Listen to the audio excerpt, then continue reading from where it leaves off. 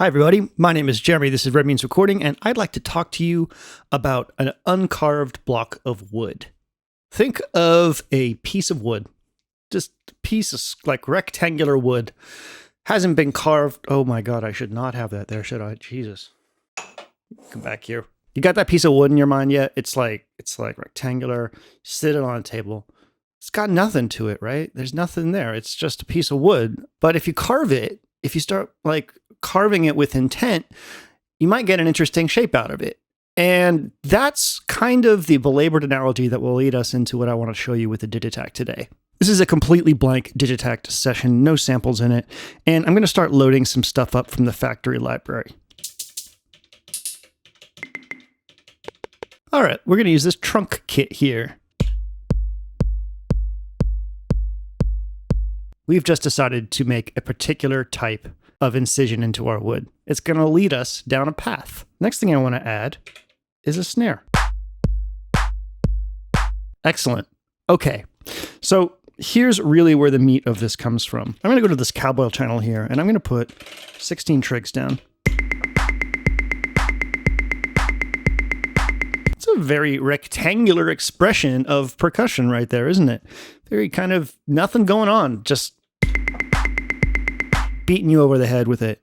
But we can start shaping this. We're going to use LFOs. That's what we're going to use for this whole thing. That's the whole point of this video. I should have just said that in the beginning. We're going to use LFOs to shape these individual channels and get a ton out of it, and talk about the shapes that these LFOs imply on our performance and on our arrangement. So for this one, for instance, let's see if there's a better sample for this real quick. Yeah, let's use this shaker here. So this shaker has a bit of a length to it, a little bit.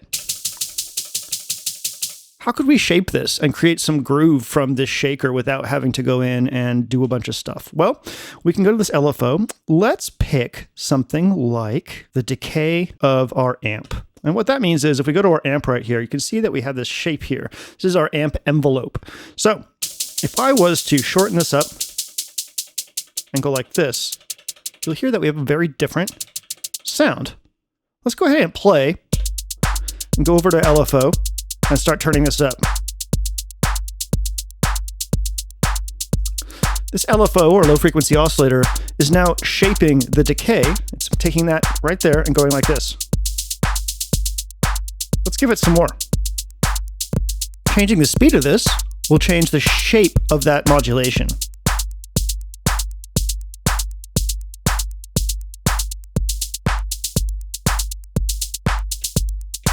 We could also literally change the shape of that modulation by changing the shape of the LFO.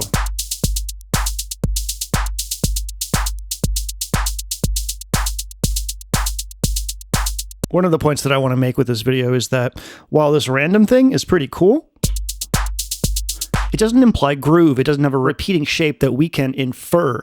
And I think it's important to understand that like that shape is what we want. We want to create groove. Okay, I'm going to go to the second LFO here, and I'm going to adjust the speed or something of the first LFO. So I'll show you what I mean. I'm going to change this to LFO 1 speed. Now listen to the way the shape of the decay of this shaker changes over time.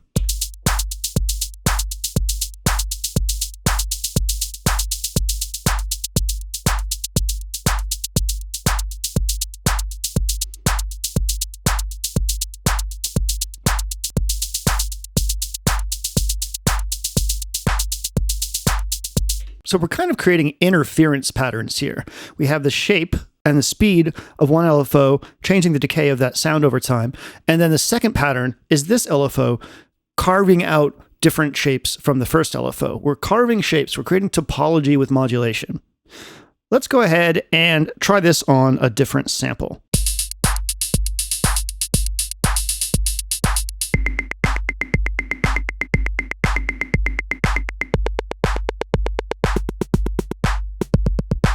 Maybe we'll use that one instead. I'm going to carve out some of the low end from this. When you find a parameter that you think might be interesting to mess with, you should try modulating it. I like the way that the bit reduce sounds on our kick drum. I'm going to try using an LFO on it. So let's go to bit reduce here and turn it up. Cool. We managed to coax a new rhythm out of our kick drum with LFOs and another thing by insinuating more shape. I'm going to go to my closed hi-hat here and add ourselves a nice little snappy closed hi-hat.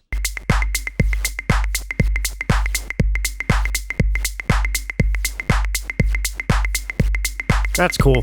Let's go to our tom channel here and let's start doing bass to this. I'm going to go into my samples, into the factory, synths, analog notes.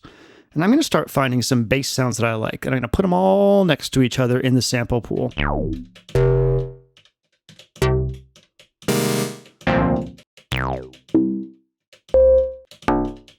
That's probably enough. So we have 9 bass samples. What are we going to do with these? Well, I'm going to go here and find the bass sound that I want. And I'm going to go to chromatic mode, and I'm going to try to make a little bass line. In this case, I am going to branch out into our 64 steps. And I'm going to create a bit of a phrase with this, meaning I'm going to have it go for more than 16 steps, and I'm going to try to give it a little bit of space and some feeling of openness, because that can create groove as well. If we have every note filled up, then it's not going to be as groovy. So let's try this out.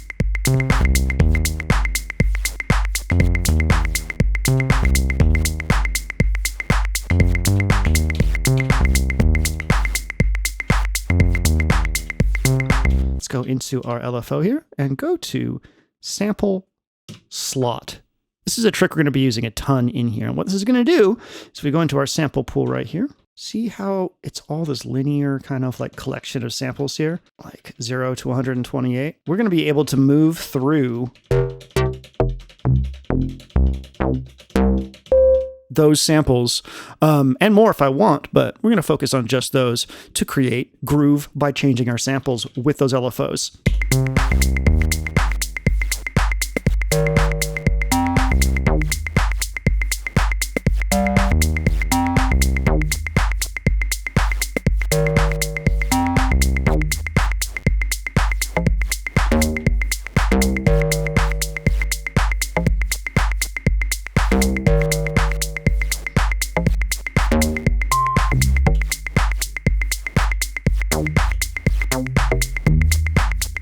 So the speed and the depth are going to pick from different samples in those slots right there.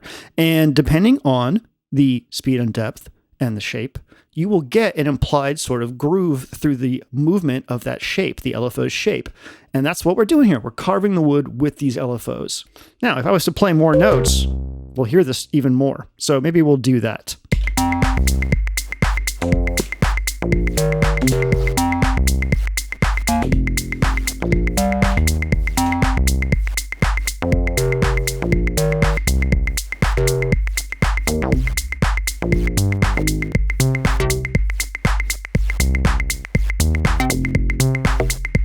The really cool thing about this is because the LFO is creating the movement for us, the groove for us by changing different timbres, all the controls in the LFO here become controls over your sequence basically, which is really, really, really cool. The depth, the phase, the shape, and the speed all choose the different samples at different rates. We're carving out that wood in different ways. Let's take this further. Let's go over to our clap track and let's do this with stabs. So I'm going to go into samples and I'm going to start picking some different sounds. Mid-range, pad, chord stabs.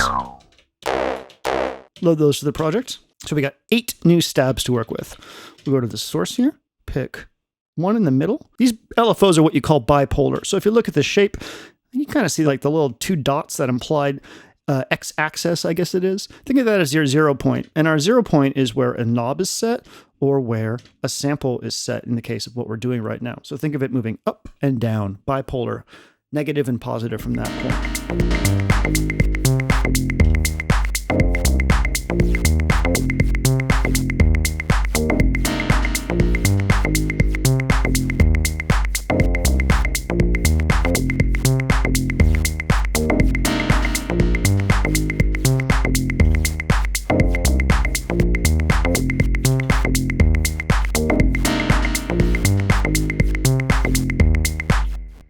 Okay, carve some from these little perk sounds, this little galloping perk thing. And I'm going to do that using conditional triggers, meaning I'm going to set these to around 50%, and these will come in here and there as they choose 50% of the time.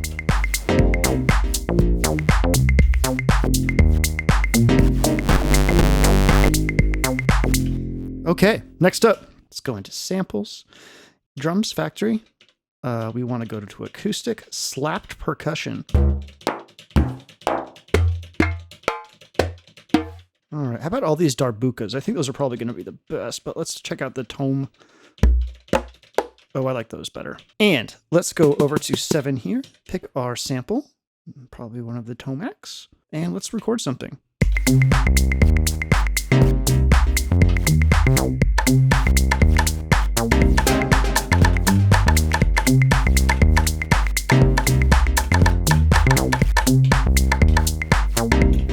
You can guess what we're going to do next. We're going to go into LFO sample slot and turn up that depth just a tiny bit so we can hear what happens.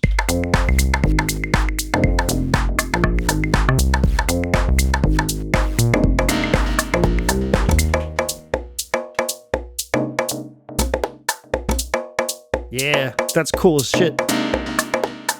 All right, the last thing I want to show you how to do this with is with single cycle waveforms. This is really, really fun. Go back to the factory stuff and go to Toolbox, Oscillators. And let's go ahead, just load some of these up. Some of the ones that might be interesting. How band we got 13. All right, so these are not going to sound like anything. So we're going to go into play, loop.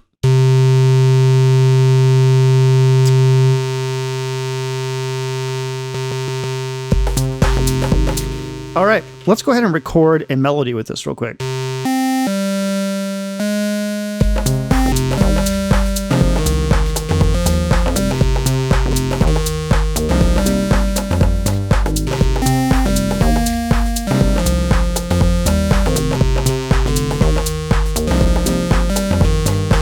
That is a lot of notes, probably more than I would normally want to put in something like this. But if I go to LFO and I go to sample slot for this, it's going to pick between all of those single cycle waveforms that we just put in there. And we're going to get all different kinds of timbres from this.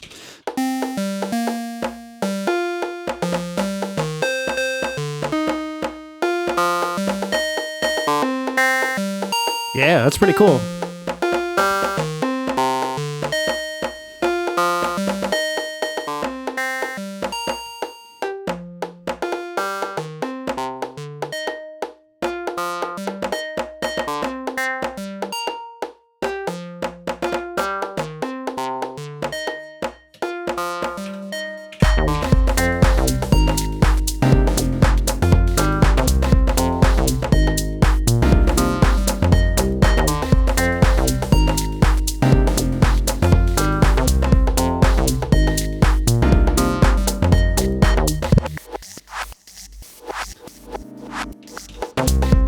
Okay, so let's recap real quick. We took kind of boring static sequences and used primarily LFOs to insinuate a shape and a speed to some target destination. In some cases, that was things like the decay of the sample. In some cases, it was the pitch. But primarily, we used it to switch between different samples in our sample pool that we specifically loaded in next to each other, so that when we use the sample slot destination for the LFO, it would pick between a range of sounds that had a similarity to them, but we would now create a groove by using the LFO there. We carved a block of wood with these and created groove that wasn't there before, like at all.